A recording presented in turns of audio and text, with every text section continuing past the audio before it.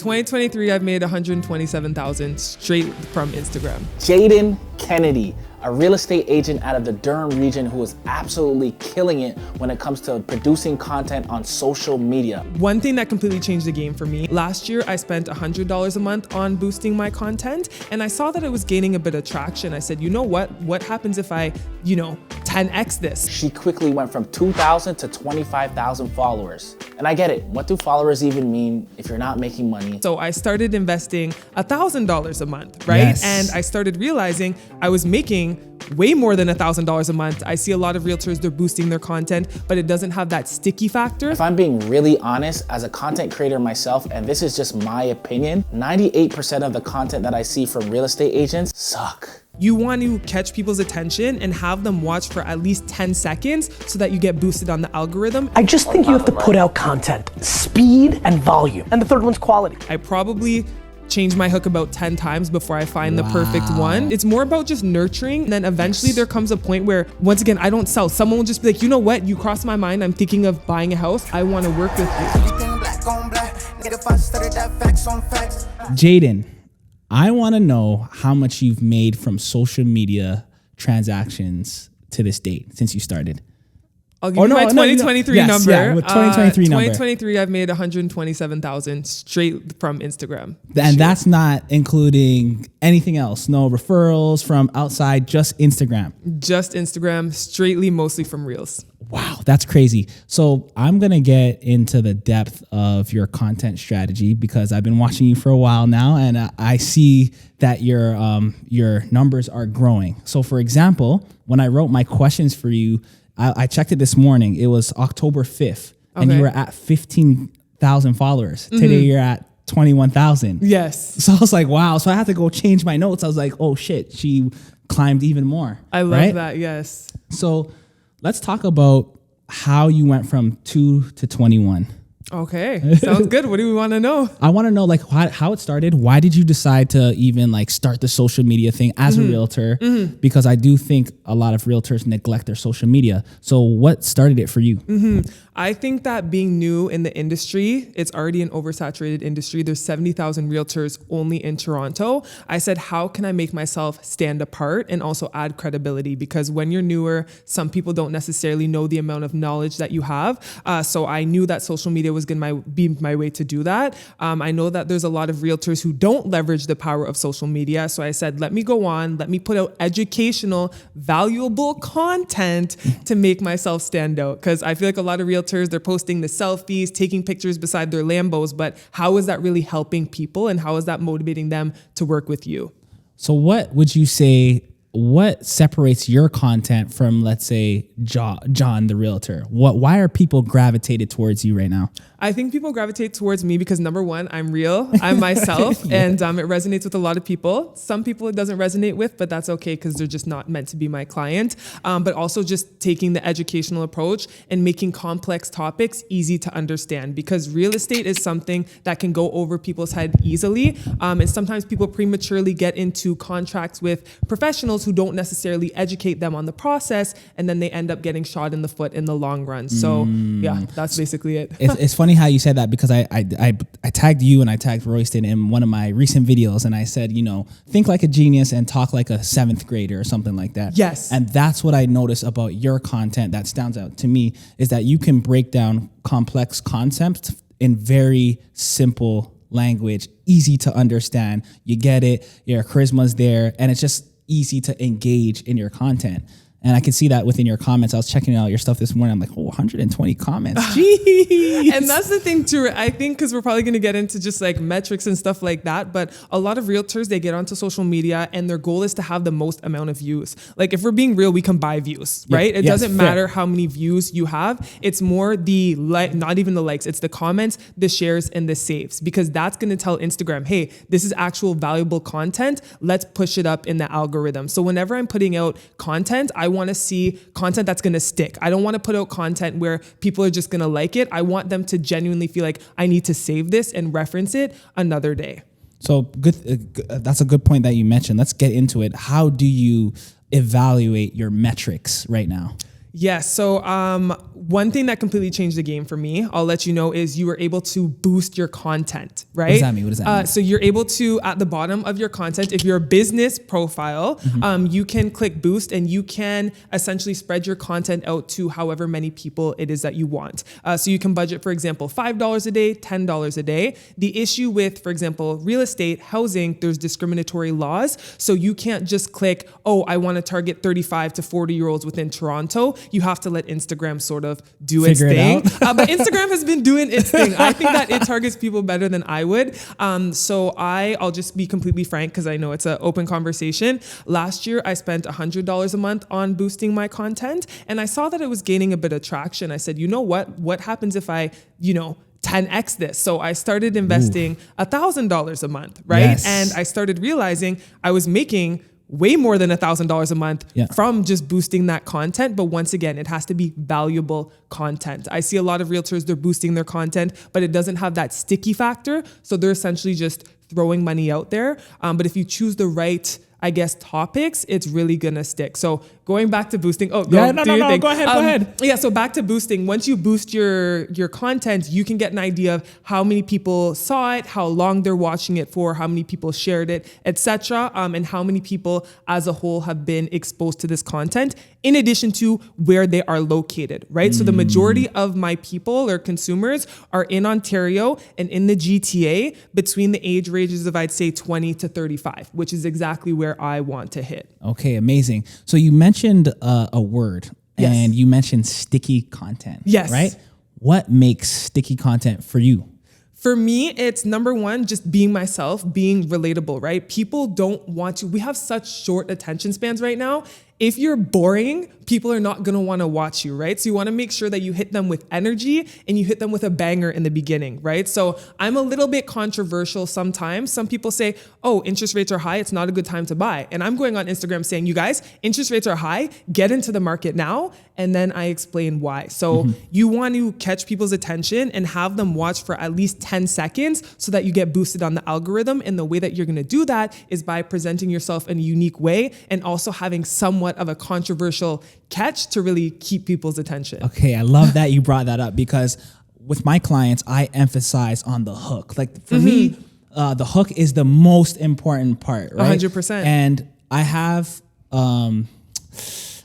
encouraged kind of controversial hooks, but with context and respect, right? Yes. How are you creating your hooks? Because I want to hear it from you before I say how I kind of create mine. So I'm gonna be honest. I feel like writing reels is an art. Okay. But at the beginning, it's not going to be artistic, right? It's going to be very choppy. But as you continue to sort of hone in on your practice and become consistent, it becomes a lot more natural. So what I'll do is I'll actually write out all of my reels. I write them out. So I'll write it out and then I'll say, okay, what part of this would catch people's attention the most? And from there, I'll make a title. I probably change my hook about 10 times before I find the perfect one. But you want to make sure that whatever you put out is going to grab the people, right? So that's your script writing process. Yes. So are you like for the bulk of your, I'm going to go back to the hook in a second, but for the bulk of your hook, do you have a framework or you kind of you're just writing, you're free flowing? No, I'm just free flowing. It really depends because I feel like a lot of realtors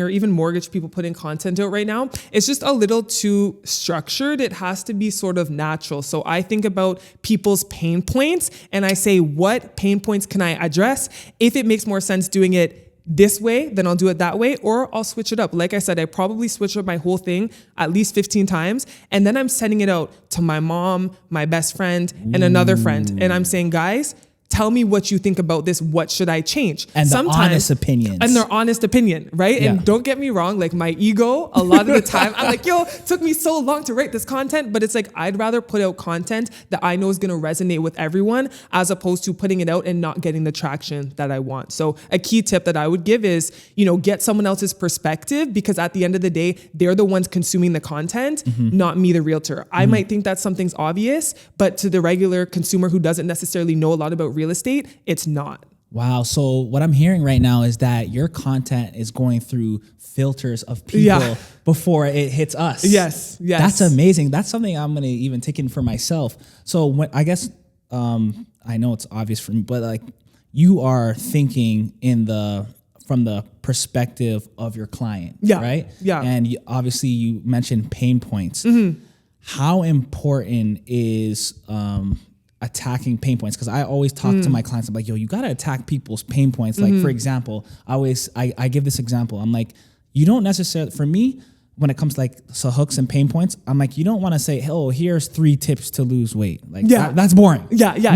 No one likes to be told what to do. Yeah. You know, so I tell them, like, switch it up. Like maybe say something like, here's 3 concerns that you should lose weight now. Yes. A lot different, right? Yes. So again, even though you touched on it a little bit, I want to emphasize the point of how important knowing your client's pain point is. Yeah, it's crazy important, because the thing is, you could put out real estate content and you're talking about here's 3 ways to buy a house. And I'm talking about the fact that this is when you go to buy a house, you need to have X, Y, Z in line, right? So having an idea of what to pay attention to versus this is what you need, it's 2 completely different things. So I'm showing actionable ways to help people get into real estate, right? Because one of the biggest pain points is people do not know how to get into real estate, right? So realtors are posting, oh, this house sold for this much money, but it's like, okay, people don't care about that. People want to know, okay, if the house is sold for this much, how much money do I have to make to be eligible to buy that house? How much cash do I need in order to buy that house? What are my closing costs, right? So some realtors are just putting out basic content, but I'm then breaking that content down to make it actionable. Like a real situation. A real situation, right? And I think that is once again why my content resonates with other people, is because I'm like, hey, even I purchased my own house.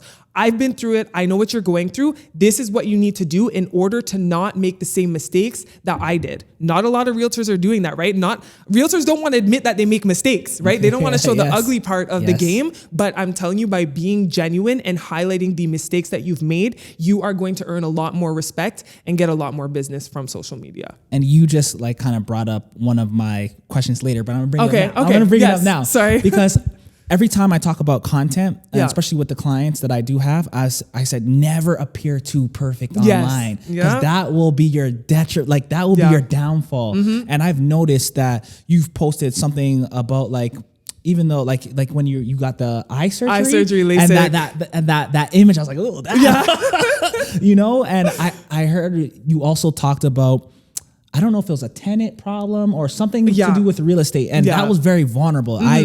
I recognize that right away. So again, how important is it to talk about your losses as well? It's very important because it makes you more personable, and it almost sounds a little, I don't want to say self-serving, but I found that when I put out vulnerable content, people who are going through the same thing reach out to me. So it's like, even though I think I'm the only one dealing with this, it's like, I'm not, you know, and it sort of builds a little bit of a relationship with those people because you're connecting with them on another level. So if you're comparing me, who's posting about my L's and how I got these driving tickets and this is happening in my family, versus another realtor who's only posting, you know, their perfect life, when someone goes to potentially transact with a realtor, they might feel like the other realtor resonates with them more. So they're going to do business with them, because people like to do business with the people who they know, like, and trust. And through social media, people feel like they know me, right? Most people like me, some don't, right? And I build a lot of credibility and trust through my content, which leads to money, right? Fair. So another point, how do you keep your how do you be authentic and still keep your private life your private life? Yes, that's a great question, and that's a struggle that I deal with on a regular basis. I just find that when it comes to, say, relationships, that's a touchy subject. Money, you know, honestly, I'm pretty open. If I'm being honest, I'm a pretty open person. I don't really feel like there's too much of a line. And that's another thing I just want to mention. A lot of realtors or even mortgage people, when they get onto social media, they say, hey, should I do a business and a personal, or should I merge them? And I personally would prefer to just merge them, because I have found that 100% there's some people who would not have followed me on my business account who have referred me clients because they see the amount of work that I put in to my content. So I always recommend merging, but yeah, there's a fine line. There's some realtors out there, they post bathing suit pictures, right? Which is fine. I personally just don't do that, because I know the type of people that I'm trying to attract, and I'm only using social media from a business perspective. Everything I do is calculated. From the stories I post, I'll give you a little thing, right? So it's like, I'll give you guys a little nugget. I found that when I post an Instagram story and it's just the reel that I posted, I don't get too much engagement on my story. But if I post something controversial, for example, should men pay for the first date? I see that the other day. Yes, no, that got crazy engagement. And then I sneak a reel in between, and then I sandwich it with another, can your woman make more than you? It automatically bleeds that engagement onto your reels, right? Which is gonna boost you in the algorithm. So I've realized that leveraging your stories to get more eyes on your reels is paramount. So for example, like let's go back to that story. Yeah. So you're doing the controversial story, right? You're posting and you're letting people answer this, that, the third. And let's say you're posting a reel. Yes. Are you then posting that reel to the story as well? 100%. And then after that, you get the responses? Yes, sir. Also, it's right in between. It's right in between. Because the thing is, if I just post, this is just through trial and error. Yeah. If I just do the poll or whatever, and then the reel, the engagement on the reel is not that high. But if I have something else after it that's getting people's engagement again, it naturally brings more people to my story, and people are more exposed to my reel, and they're gonna go to the reel, and then they're gonna go back and say, yeah, the woman or the man should make more money, right? So, Okay, interesting, because I do a story before the reel. Like I give a poll question. Okay, love that. But I do it kind of pertaining to what the reel is about. But you don't even, it's not even related. Nah, see, because the thing is, I always post about real estate, right? So I like to spice it up on my stories. And my stories is, it's most of the time not real estate related. But when I do want to it's hard to come up with content, consistent quality content, right? So, okay, I'll just say, just so I don't forget it. Yeah. I do polls sometimes on what I should talk about. So I'll get an idea of what would resonate most with my audience. But aside from that, I'm posting some fun stuff, some gifts, some whatever I want to post on my story. Yeah. That's where I show my personality the most. And it goes back to the point, like I've said this before, is that I think people should brand themselves before they brand their business. Because I think there's just so much more to individual than your business. Like if you were just to talk about real estate or just to talk about mortgage and numbers, that could get a little bit repetitive and it could get a little bit boring. Yeah. But now that you're posing all these different questions, they're seeing different sides to you, that you are your brand. Yes. And then the money follows with your business. Yeah, it's invaluable. And even when we talk about brand building, it's super cool because now I'm at the point, like I'm a millennial realtor, you know what I'm saying? But it's like even brand recognition, right? And because I am my brand, I was at the airport in Dominican. Someone recognized me there and was like, are you Jayden Kennedy, the realtor? Wow. Right? It's like I go out, I'm at Walmart, I'm at the mall, like a lot of places that I go to, people recognize me. And I was actually, I was in a Longo's one day and a mother-daughter duo recognized me and they were like, this is actually a sign. We were seeing your content. We were thinking about reaching out to you and this is my sign that we need to connect. So we exchange information and now we're talking because they want to buy a house, right? So social media has been amazing. It's one thing, like you're just sitting in front of the camera, recording yourself, but you have no idea the amount of people watching? that is that you don't. Okay. So I want to talk about, what are your expectations when you first started, when you were doing social media? Like, did you expect to like make deals right away or was it more community first? It was community. It's always community, but being honest, number one, didn't realize how much money you can make in real estate, period. Number two, didn't realize how much traction I could get for my business from these reels. It was more, let me put out educational content. And then maybe month 2 or 3, I started getting people asking, oh, can you give me advice on blah, blah, blah, blah, blah, blah. And I was like, okay, like, cool, right? But then it was about 5 or 6 months in, that's when I got my first legitimate lead and closed my first deal. And I was like, yo, this is Instagram. I could be onto something, right? So, it's been great. And now it's like just compound interest. It's literally like at least a lead a day I'm getting. It's to the point where I cannot keep up with the leads that I'm getting, which is a great position to be in. But it's only been like 2.5 years of consistent content. So I have no idea what the future holds.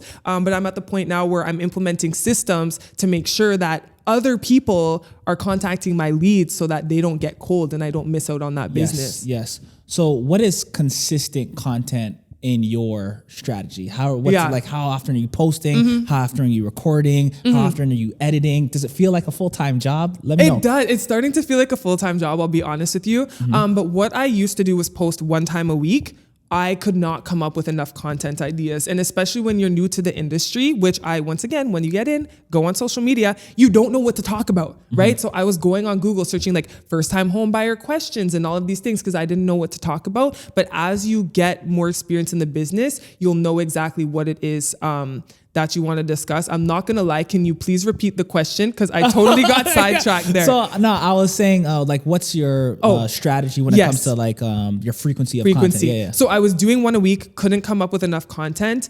So now I post, I was doing 2 a week actually. Now I switched to once a week, which is good. So you only post once a week? I only post once a week, but it feels like I post more because I stay active on my stories. Okay. That's the thing. I feel like I see you all the time. Yes, you will never not see me with a story. You and Royston, I see all the time. That's amazing. That's music to my ears. That means Instagram's doing what it needs to do, right? So I'm posting stories all the time. I will never not have a story.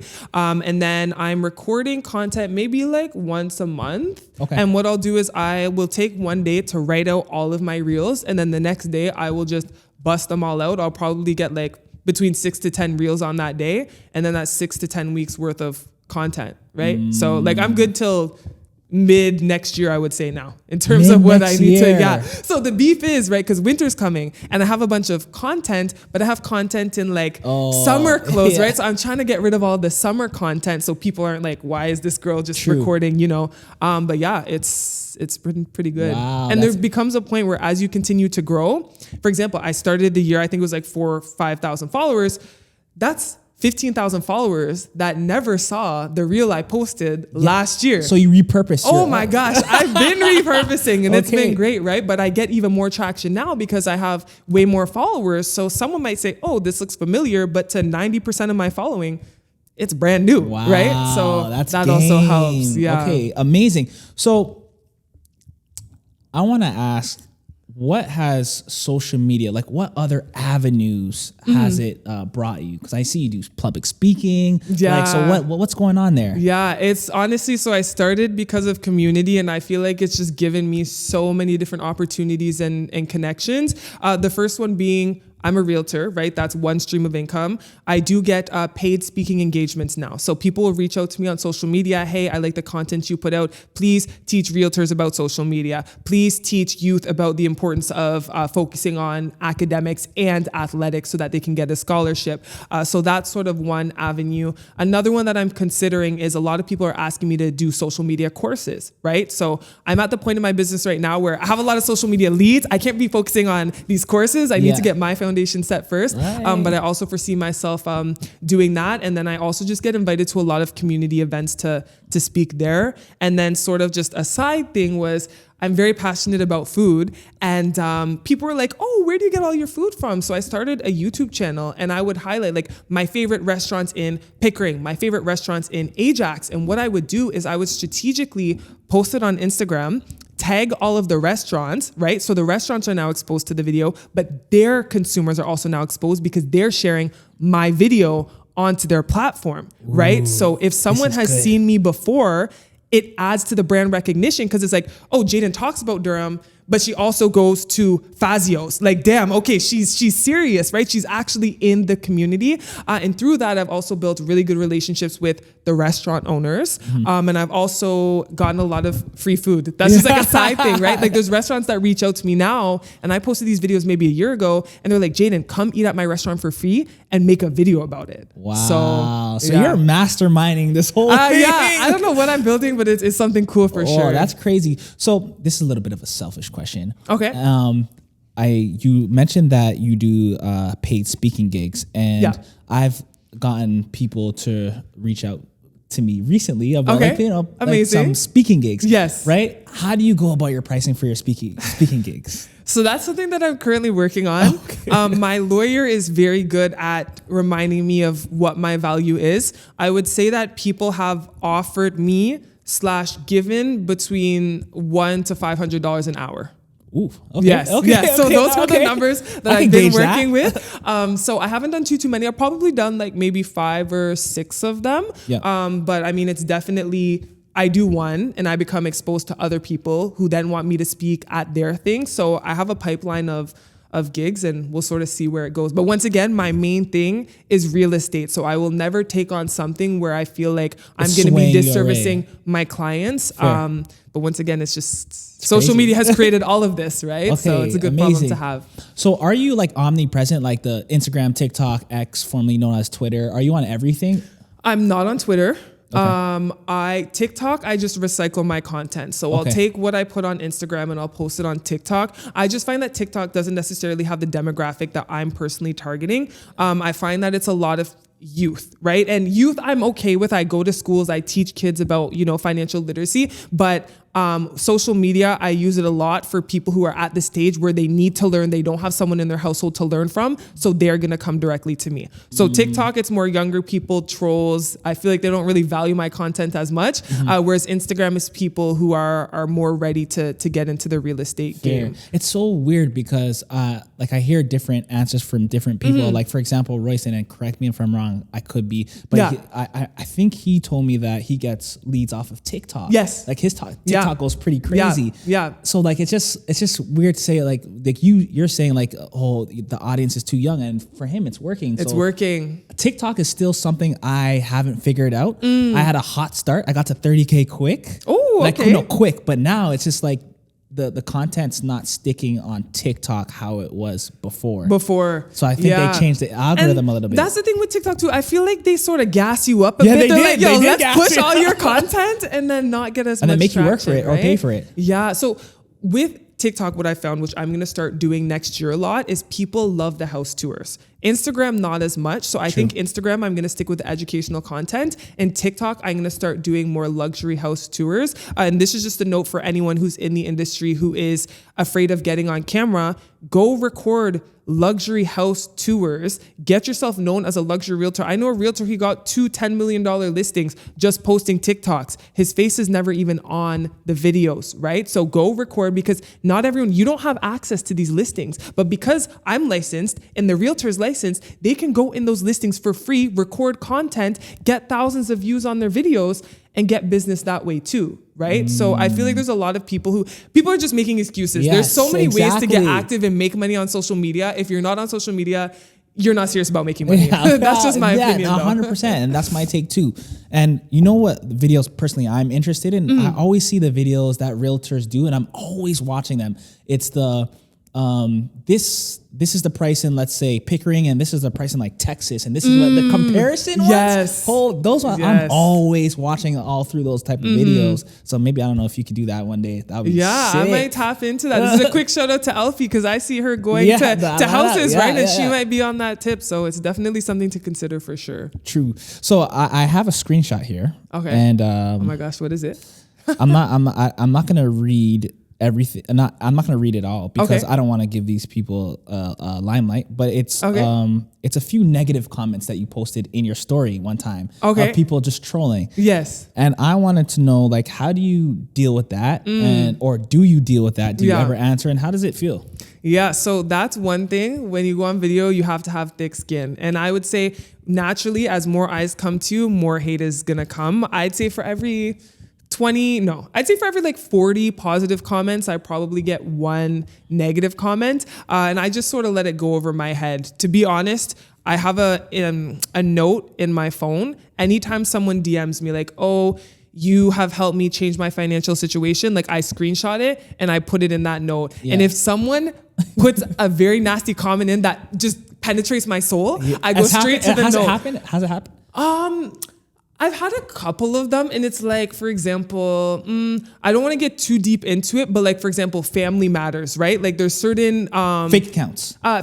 Yes, where they just throw stuff at everyone though, and they try to see what sort of sticks. It's not like it's just personally crazy to me, but like sometimes I'll see something and I'm like, damn. But 99% of the time, it's like about my appearance. Oh, she sounds like a man. She looks like this, right? And it's like, okay, you're hating, but at the same time, I just made 10K for posting this video, so I actually don't care, right? But no, that's one thing that people have to know is once you become more active on social media, the trolls and the haters are going to naturally come, but you just have to, I have my why in my head, and I just totally think about my why whenever I face those types of negative comments, but it's going to happen. Amazing. And quite often. Amazing. So let's say for the realtors that are more introverted, shy, quiet. when it comes to recording yourself, like for me, it was because I'm super introverted. It was hard. Yeah. Right. Like, yeah. so I would trip up on my words or what have you, but it definitely took practice. But what type of advice do you have for those introverted like real estate agents? Yeah, what I would say honestly, especially I feel like this is a big pain point with mortgage people specifically, because with realtors, we're more consumer facing, whereas with mortgage people, we're more behind our computers, right? True. So we're not as consumer facing. I would just say know what you're talking about. That's the first thing, because when you know what you're talking about, you're going to gain more confidence to actually speak about it. But then number two, I used to just practice like talking to my friends, right? I'll be like, hey, I'm going to post a reel about this. Like, I just want to have a conversation with you about this topic, right? And then I get more comfortable discussing it. And I say, you know what? Let me just voice note it, right? So I'd start recording a voice note. I hated how I sounded, but you just have to let that go, right? Because at the end of the day, you just have to get started. So I would record voice notes. And then when I was ready, I would put a camera up and I would just pretend that I was having that same conversation with my friends. Have you ever used like the teleprompter apps or anything like that? No. And I just want to warn people with those. Like sometimes I see realtors and they're posting a reel like this, and I'm like, yo, thanks for posting that reel, because you look like you don't know what you're talking about. I'm not a fan of the teleprompters. Okay, fair.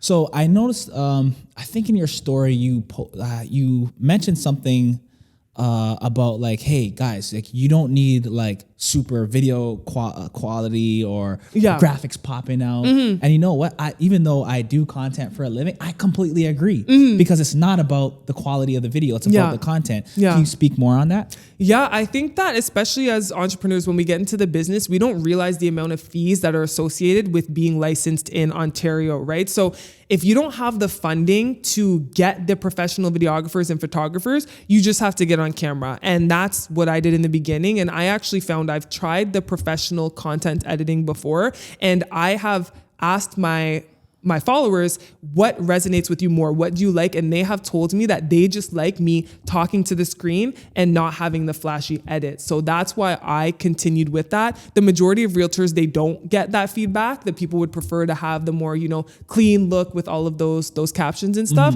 But I just started and I said, you know what? Let me try to sort of stray away from what I'm used to doing. Let me get bougie. And then people put me back into my humble place. And they're like, no, you don't need to be bougie. Like, just be yourself. And they also feel like it's a bit more relatable. So that's the exact thing, to be honest. And I'm going to be 100% transparent, is that I even tell my clients this, is like, if you get like, say, a professional video package from me, don't let that be all that you're putting out. Because at the end of the day, when you see something that's too polished, in our subconscious, it's like, okay, they're still selling to me. Yes. Right? Yes. So now when selling. So now when you have your iPhone content, it's more, like you said, authentic. It's relatable. It's like, oh, this person is just shot this off her or his iPhone and whatever. Like, it's not like they're not selling me now, right? Yeah. So I always tell them, mix it up, because it makes a big difference. And Royston, he does a great job at mixing it up.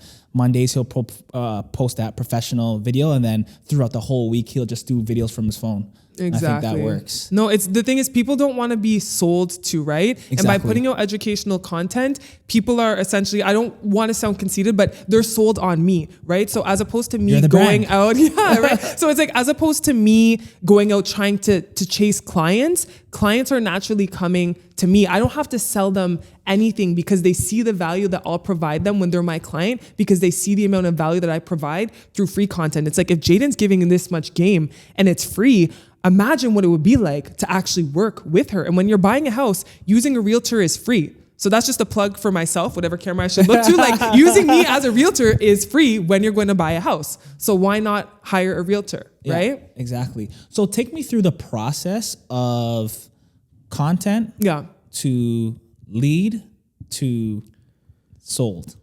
Content to lead to sold. Okay, so I'll give you guys an example of a few DMs that I get. I'll get DMs. Hey, Jayden, I've been following you for 2 years. I have a $1.2 million house I want to sell. I want you to sell it. Come to my house and let's sign a contract. Okay, so that literally happened like this year, right? And then I get other messages. Hey, I have a pre-approval. I'm ready to buy a house. Let's go. Then I get other messages where it says, hey, I'm interested in learning about how to get into the real estate industry. Let's talk, right? So we'll have a conversation. I'll probably send them to Royston or something like that and sort of just keep them warm. But my biggest thing on social media is just keeping in contact and being relatable. So if someone reaches out to me saying, hey, I'm interested in real estate, we'll have that conversation. But it's more about just nurturing. And then eventually there comes a point where, once again, I don't sell. Someone will just be like, you know what? You crossed my mind. I'm thinking of buying a house. I want to work with you. But it's the relatability thing. So they slide in the DMs. This is another thing. I used to slide in people's DMs and be like, hey, thanks for the follow. Appreciate you. Now I'm sort of growing at a rate where it's really hard to keep up with that. But yeah, I let people come in and then I'm constantly posting relatable stuff. Guys, I'm 6'2". It's impossible to find jeans. Look, I just bought jeans on sale from Zara. Go to Zara. Yeah. Women who are over 6'2", who I've never met in person. Oh my gosh, you're 6'2". I'm 6'2" too. Oh, my son is 6'8". And the natural conversations sort of come. And then eventually, I don't know how it always comes back to real estate. It just does. Okay, right? That's amazing. Yeah, okay. No selling, but being relatable. Here's a tool that you might want to look into. It's called ManyChats. Have you heard of it? ManyChat. Okay, I thought that's a Facebook thing. No, you can use it for Instagram. Oh, okay. So you can do a bunch of things, but you can set it off for a bunch of different triggers. And if you still want to send a message after people follow you, you can set that up as an automated thing. So when people follow you, it'll trip out the trigger and it'll be like, hey, thanks for following my page, whatever you want to say. Okay, so, look at you putting me on game. Okay, thank you. So you can try that because ManyChats have been around for like about 1.5, 2 years, and I see some people that still use it. So I'm getting some good traction. Yeah. I appreciate that tip. No worries. So I want to ask about the current market right now. Okay. So correct me if I'm wrong. Yeah. Interest rates took a halt. Like it didn't go up or down. And that was about, let's say. Okay, Mr. Realtor. That was about a week ago or so. Yes. So what's going on in the real estate space that you're seeing? And is it a good time to buy? Is it a good time to sell? Like what are we dealing with? Yeah. Okay. So if you're looking to sell, I would not recommend selling right now. I would wait, just because the issue is as interest rates go up, people's buying power goes down, which naturally means that what they can pay for your property is going to go down also. So if you don't need to sell your house and you want to get the most amount of money for your property, I would wait until buyers are a bit more confident in the market. And that's going to come with consistent interest rate pauses and eventually down. Once interest rates go down, I think the floodgates are going to open and property values are going to go up. If you're a first-time home buyer, right now is a great time to get into the market because since interest rates are so high, a lot of people just cannot qualify to buy a house, period. So if you're in a position where you can qualify, you're going to have less competition, your down payment's going to be lower, your overall purchase price is going to be lower,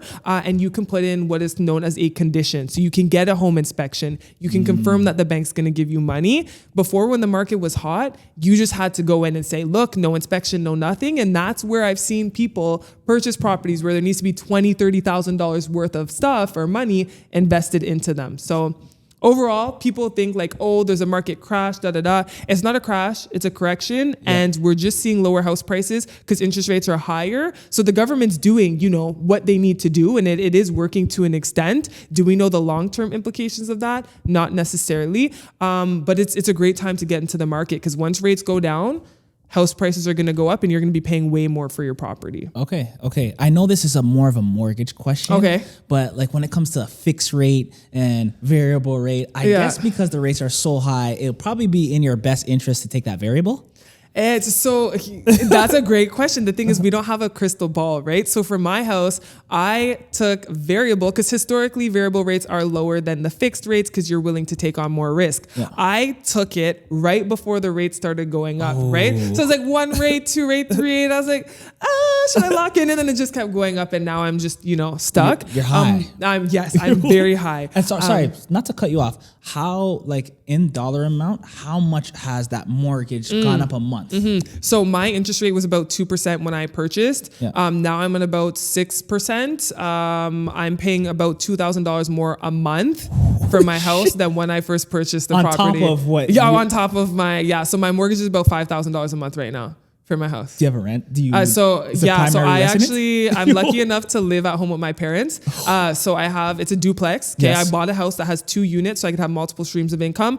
Both of them are paying me rent. I'm still cash flow negative. So essentially for the viewers who aren't familiar with, I know you know that now. But yeah, basically the rent that I'm making does not cover my mortgage payments. But at the end of the day, real estate is a long-term game and the value of the property is going to go up. So I'm not too worried. But back to the fixed versus variable. A lot of people were taking variable because historically, but right now we're at a crazy time post-COVID. So I would, if you cannot stomach fluctuations, I would say maybe do like a 2-3 year fixed rate. And then you can sort of go from there. Variable, I think variable rates are going to go down some point next year. So as long as you're okay with that, go with it. But I just think that I've learned a lot of people cannot stomach the fluctuation, including myself. We'll have to see like how I feel. But I was just at the tail end of a historic increase that just completely obliterated all my cash flow. That's great. But you never want to buy a house where you don't take into consideration the fluctuations, right? Because I knew that if rates went up, I'd still be able to afford it. Did I project $2,000 a month? Like definitely not. But luckily I have renters who are paying off my mortgage for me. Okay, amazing. So again, this is another selfish question. Sure. And correct me if I'm wrong. So let's say like my mom's mortgage renewal comes up soon. Okay. Right? So she now has to start again? How does that work? She can get a different rate, right? She can get a different interest. Because hers was fixed. Okay, yeah. So does she have the option to go variable? Or she could choose. Yeah, she could choose what she rate? wants. Yeah. So that is you are talking about when I was saying I don't know what the long-term implications of this are. The issue is there's some people who locked in 1%, 2%, 3%. Hers is low. And now she's gonna renew at like a crazy high rate. So there's some people who bought at the max of their budget with the lowest rate. And once they have to go renew their mortgages, they're gonna be slapped with probably multiple thousands more monthly. And are they going to be able to afford that, or do they need to offload the property? Now, I don't know, when did your mom buy? Like a while ago? No, or this is like at least 15 years ago. Okay, so she should be okay because her overall purchase price is going to be significantly lower than what a lot of people paid during COVID. Yeah. But that's one of the biggest things that I'm personally worried about is mortgage renewals are coming up, and I don't think people are going to be able to stomach the increase in the payments. In addition, there's a pre-construction, right? So that's where you can purchase a property. It's basically a contract before it's even built. Once it's built, you take over. Now, the issue is rates were so low, people were purchasing pre-construction saying, oh, I can close on it, no problem. But now the time is coming to close. And for the next 2 to 3 years, closings are going to come up and people are not going to be able to close on their properties. So what they're either going to do is foreclose it, or so they're going to lose their deposit 100%, and then they could get sued by the builder for the difference in whatever the builder resells the property for. Now, there's some people who use a strategy of, I'm going to buy pre-construction. I know I'm not going to be eligible to buy it when I close, so I'm going to sell it to someone else for a bit of a profit before I need to close. That's considered an assignment. That sounds like risky though. Very risky, especially because no one was predicting interest rates to go as high as they are now. So right now in this very moment, if you're someone who has a lot of cash, I'm talking 20, 30, 40% cash down for a house, you can get some really good deals because there's people who bought when rates were low thinking they're going to assign it, but because rates are so high and house prices are inflated, no one's touching them. Jeez. So there's a lot. I know Royston has some people in that situation. I've had people reach out to me, but that also goes back to working with a professional who's going to ensure you're not severely overpaying for a property, and someone who makes sure you're qualified to close on a property or knows that you have a plan to be qualified to close prior to purchasing, right? Because if you just buy a property thinking you can assign it, what happens when you can't assign it? You might lose hundreds of thousands of dollars. And if someone pulled, for example, your mom bought 15 years ago, if she pulls money out of that property to buy a pre-construction, right, then the value of her property goes down and the pre-construction price goes up. Goes lower. The bank's not going to provide the funding for the pre-construction, and you took money out of your house. So now it's a double whammy and you're in a very bad situation. That sounds crazy. Yeah. So I'm guessing this is why the stress test is actually important. Yes. But the stress test, at the end of the day, it can only do so much, right? But with pre-construction, it's harder to use the stress test because there's just so much more time in between when you sign the contract and when it's completed. But the stress test is there for a reason. We got to protect our people as much as we can. Jeez. Okay. So whenever I talk to realtors, I always ask, like, what's going on? Yeah. And what do they suggest? This and that, different strategies. But I always ask, okay, what's your strategy in real estate? My strategy in real estate is always purchase a property that has multiple streams of income, right? Because mortgage payments, 10 years ago, the average house, I'm just using Durham stats here, 350. Fast forward to today, it's 850,000. The monthly mortgage payments are, significantly different, right? Yeah. So it's just like, I need to purchase a house where I know I can have at least one renter in there. Even if they're giving me $1,500 a month towards my mortgage, that's what I need to do. So I purchased my duplex. I do foresee myself buying a property maybe next year or the year after, but it's also going to give me multiple streams of income because mortgage payments nowadays, it's almost impossible to be able to carry $5,000 a month for my property, right? There's no way I could take on, another property if I don't have other people helping me pay off that mortgage too. Wow. So multifamily, 100%. That's what you got to do. Okay. So overall, good time to still get in. Yes, as a buyer. I'm telling you. As a buyer. Yes. Once rates go down, prices are going to go up and it's going to be very hard. You're going to be competing with a lot of people. Okay. So Mark, I'm telling you, this podcast is going to age well. You guys can reference this podcast in a year. I'm telling you. Okay. Because obviously this podcast is called Black is the New Rich. And I seen a stat the other day. It said the average Black person owns a home at the age of 40. Okay. So, and the guy was commenting on that stat and he said, you know what, if you're a Black or brown, you need to get in. So you can't be worried about what's going on out there because we got to close this wealth gap, right? Do you agree? I 100% agree. And that's why I got into real estate, right? I feel like a lot of different cultures, they have someone in their household who's financially literate. Unfortunately, within certain communities, including our own, we might not have someone in our household who can provide that information for us.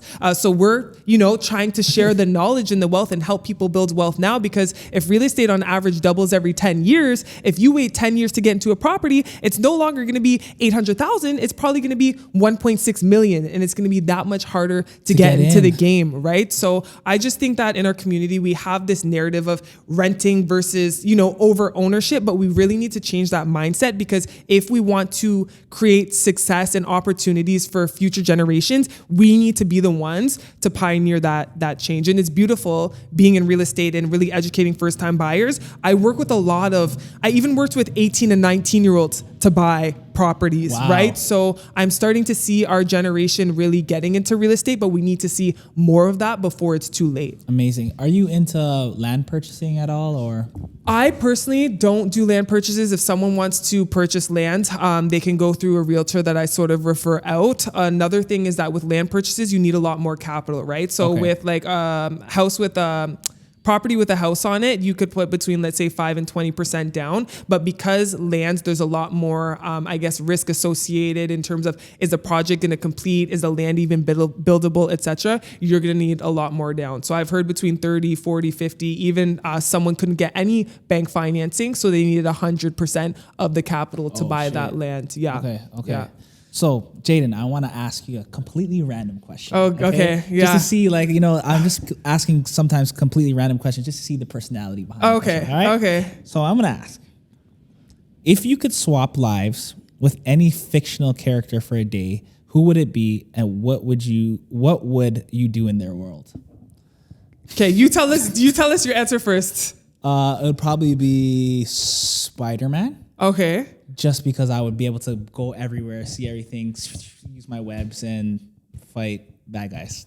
Oh my gosh. Okay, so that's great. If I'm being honest, I don't really watch movies. Yeah, me neither, to be honest. Books. So it could be a childhood character.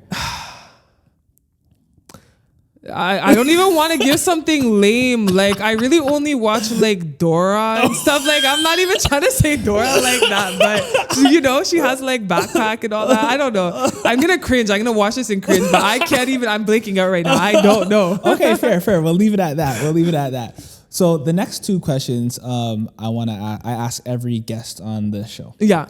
And you obviously don't have to say any names. Yeah. What is the best advice that you received? Okay. And what is the worst advice you received? Again, you don't have to say Which one names. do you want first? I want the worst. You want the worst? Okay. The worst advice I received, it was from a high school teacher. Not going to name his name, but he told me to only focus on school, not athletics, because becoming or getting a scholarship is just a dream and that I'm not going to get a scholarship.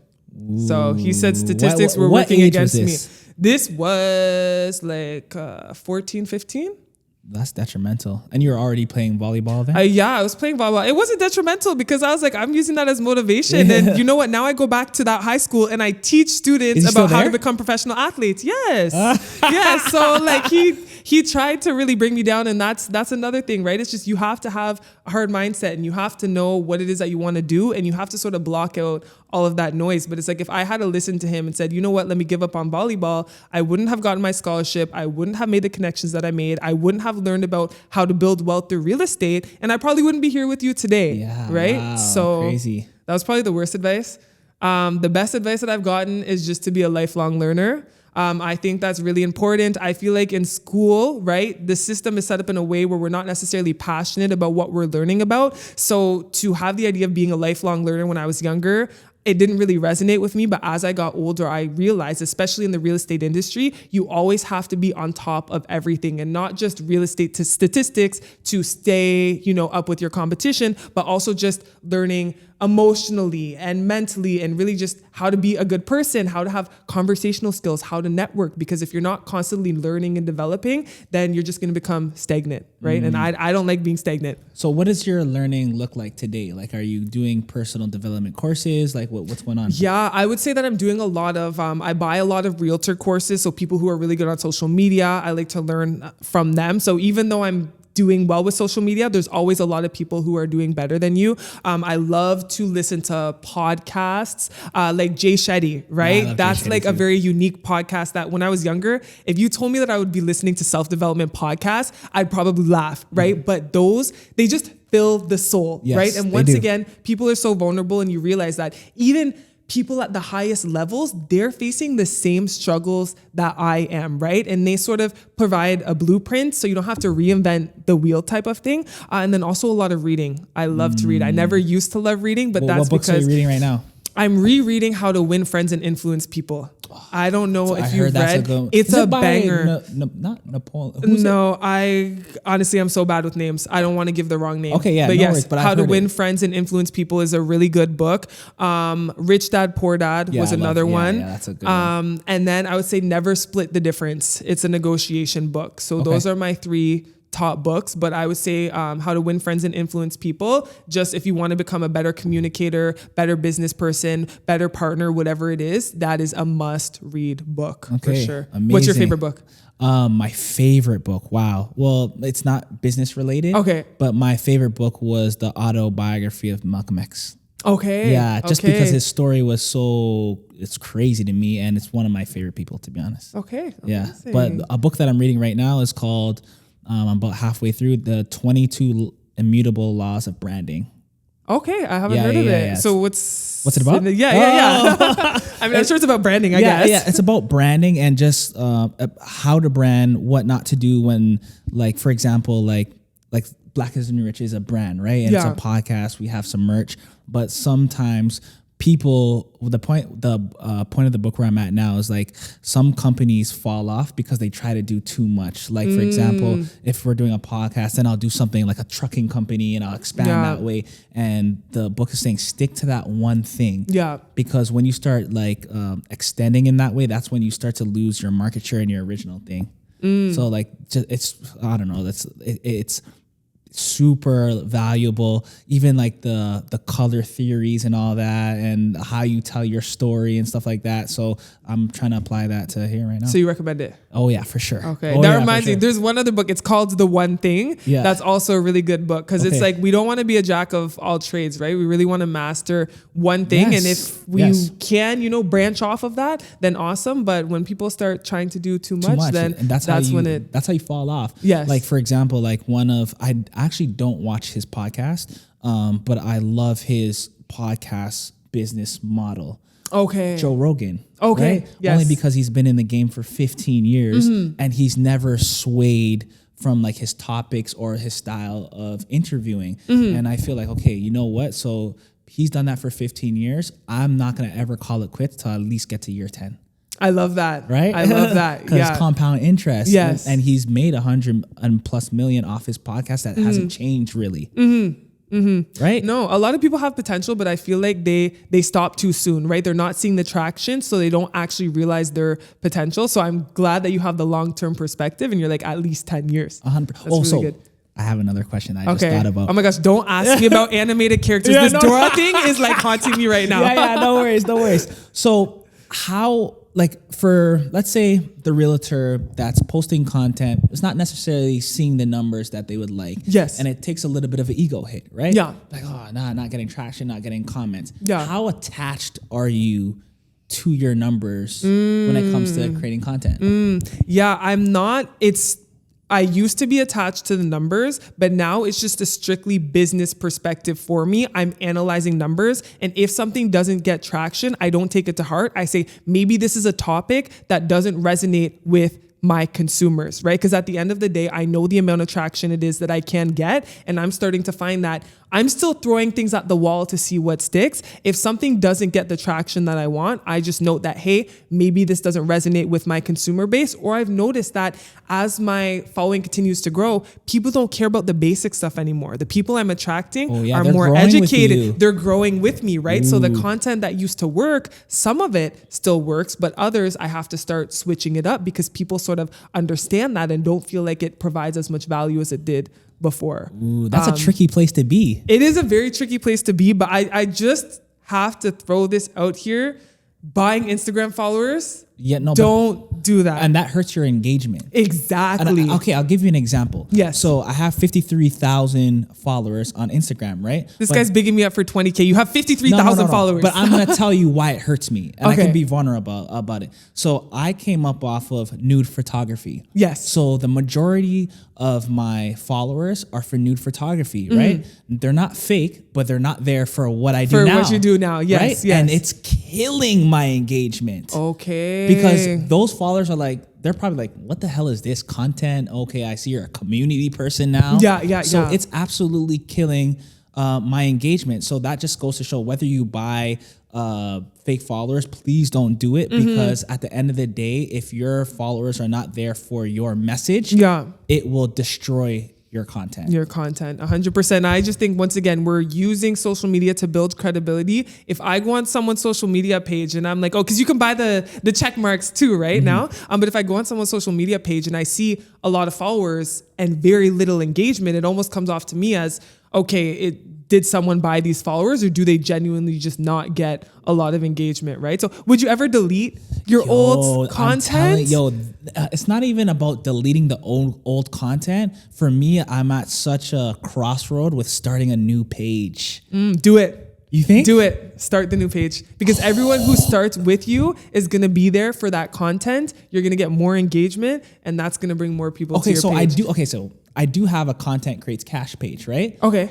But it's hard to get people over there now because I feel like I have Blackest and the Rich. Yeah. I have the Corey Cash page. Yeah. I have Content Creates Cash. You have too many pages. I have too many pages. So I think if I get rid of Corey Cash and just make it the Content Creates Cash as just me, then maybe that'll work. But I'm at such a crossroad with it because Blackest and the Rich page, the engagement is crazy. Like there's even this point last year, I was at 1.5 million accounts reached per month.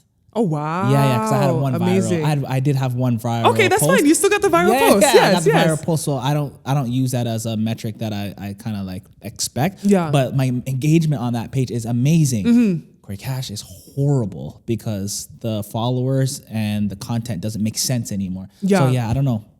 You're the content king. Okay, so what we're going to do is we're going to switch over accounts and we're going to start fresh. I think, yes. I'm attached to it though. That's That's the hard part. And you know what the hard part is too? I'll be honest, is that over the 5 years of me doing photography, or 6 years, I've actually lost all my work, or 90% of it, because my hard drive conked out. Oh, so the majority of your work is on my Instagram. Oh, okay. Yeah, so that's it's hard. So I traveled all over the world shooting. Okay. So it's hard to let go because I'm like, okay, if I let go of this, I could archive it, which is cool. But yes. Like, that's it. That's still your work. That's my work. Jeez, I don't know. Okay, people listening to this podcast, what advice are we giving him? What should he be doing? So that's the tough one that I'm going through. But anyways, Jayden, I do want to thank you for coming on the show. It's been a pleasure. I think you gave great information today, and let's try to get you to like 100K by next year? Yes, that would be amazing. 100K is definitely the goal. We'll see how it goes. Right? We'll see. And before you go, can you let everyone know where to find you?